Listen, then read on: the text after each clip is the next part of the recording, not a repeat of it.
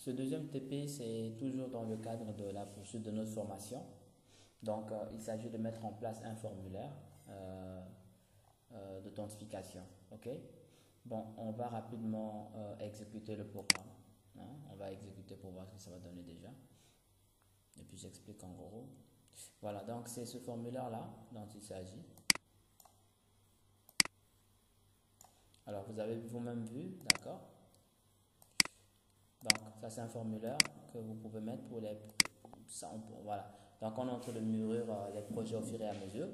Vous avez la possibilité de vous authentifier sur Facebook, d'accord, sur Gmail, ou bien sur Twitter, la plateforme X.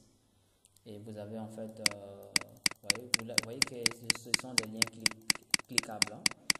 Alors, vous avez, je signale que pour ce qui est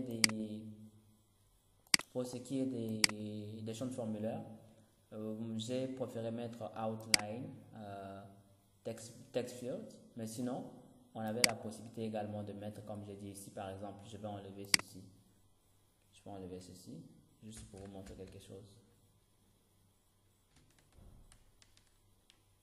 J'enregistre. Vous allez voir de quoi je parle en fait.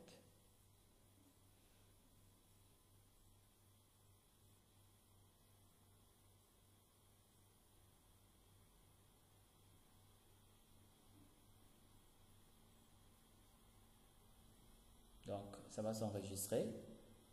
Et puis, vous allez voir que c'est, en fait, juste pour vous montrer la différence entre text field et outline text field. Vous voyez? Les text field, c'est ça. D'accord? Mais quand on dit outline text field, c'est carrément entouré et encadré. Donc, c'est à vous de décider si vous souhaitez avoir ce genre de modèle ou bien si vous voulez avoir ce genre de modèle-là. Cela dépendra de vous. Donc, tantôt, nous allons faire avec ce genre de champ, text field, ou bien nous allons faire avec, donc, pour cet exemple, j'ai préféré donc mettre les outlines, tout simplement. Donc, on va prendre les outlines, tout simplement.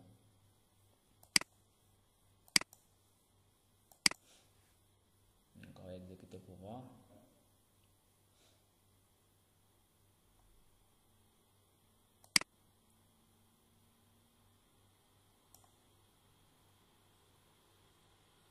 Voilà, donc nous avons notre champ qui est là. Ok. Donc, comme je disais, c'est un petit formulaire en fait qui permet tout simplement de pouvoir, voilà, hein, de pouvoir mettre en place un login. Donc, c'était important de manipuler tous ces champs-là. Email, adresse. Alors, nous sommes en train de manipuler les composables. Comme je disais, les composables, ce sont les modules, d'accord, qui représentent en fait les éléments de notre UI, User Interface. Autrefois, on travaillait avec XML. Bon, après, il est maintenant plus recommandé avec Android hein, de pouvoir travailler avec avec Jetpack Compose qui avec Kotlin c'est vraiment très rapide hein, en tout cas je peux vous assurer j'utilise .NET MAUI hein, j'utilise pas mal de technologies mobiles mais honnêtement Kotlin est impeccable. Kotlin est impeccable. Quand je serai dans .NET MAUI par exemple, je vais vous parler également des merveilles de .NET MAUI, mais pour le moment là, c'est Kotlin. Ok? Donc vous avez juste ce que j'ai mis là. J'ai séparé. Vous voyez que j'ai séparé mon composant qui est là. Ça c'est un gros composant. Un gros composant. D'accord? Là c'est son preview qui est là. Pour juste pour voir la prévisualisation. Mais ce gros composant là, j'ai donc voulu le séparer tout simplement. Parce qu'il représentait quand même. Vous voyez? C'est ce composant. Tout simplement. Je l'ai séparé. Je pouvais le mettre en plusieurs composants si je voulais. Mais je l'ai séparé. Donc après j'ai fait appel au composant ici. Tout simplement. Donc c'est propre. Et puis en plus c'est pas compliqué. D'accord? Vous venez ici. J'ai commencé par quoi?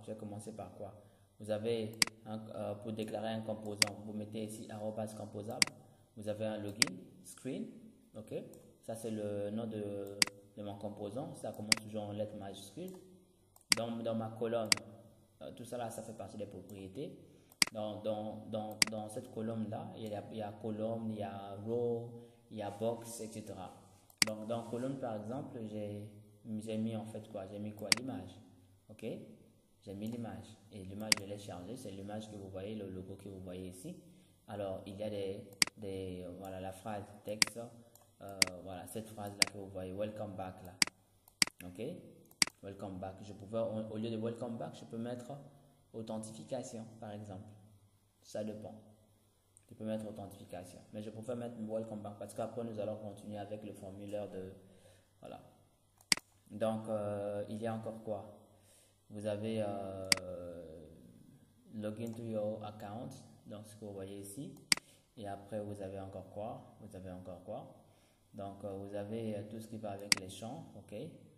Donc, email, et j'ai également la même chose. D'accord?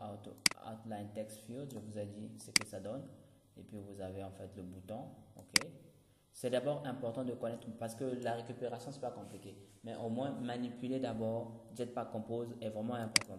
C'est parce que si vous n'avez pas la maîtrise de Jetpack Compose, vous n'allez pas pouvoir mettre en place une application mobile avec Jetpack Compose, puisqu'il s'agit là de certains concepts un peu spéciaux.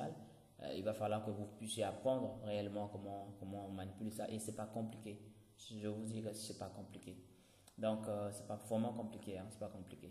Donc, text, forgot, l'autre là, j'ai mis ça cliquable. On avait la possibilité de le faire aussi comme ça, ok? C'est-à-dire que vous faites text button, là, vous faites text button, on clique, ok? Donc, vous le faites comme ça, ou bien vous le faites directement avec le composable texte qui est là. Ça, c'est un composable, hein, regardez bien, c'est un composable. Le composable texte qui est là, vous faites forgot password et puis vous faites en sorte que ça devienne cliquable en fait. Et c'est ça, modifier à dot cliquable. Donc ça veut dire qu'on peut cliquer, comme vous avez remarqué ici, on peut cliquer. C'est ça qui fait ça. Ou bien on peut le faire également de cette façon-là. D'accord? Donc j'ai quand même mis ça en commentaire pour vous montrer les possibilités. Ça c'est juste laisser un peu d'espace entre les voilà tout ce que vous voyez ici. Après, vous voyez que c'est très facile, il n'y a rien de spécial. Ça sont les boutons, des images, les images. Voilà, les images. Rien de spécial, voilà. Et tout simplement. Maintenant, après, on va passer à la partie logique. Et puis, voilà. Mais on va vraiment le faire de façon complète. Donc, cette partie est juste pour exposer, d'accord? Et puis, vous allez voir le code dans GitHub. Je mets le code dans le GitHub, quoi. Donc, si vous regardez la vidéo dans YouTube, vous allez avoir le lien qui vous conduira dans YouTube et vous pouvez copier le code source. Et je tiens à vous remercier. Hein. Suivez toujours suivez toujours les séries, je vais donner des astuces, mais la formation complète, ça se passe en entreprise.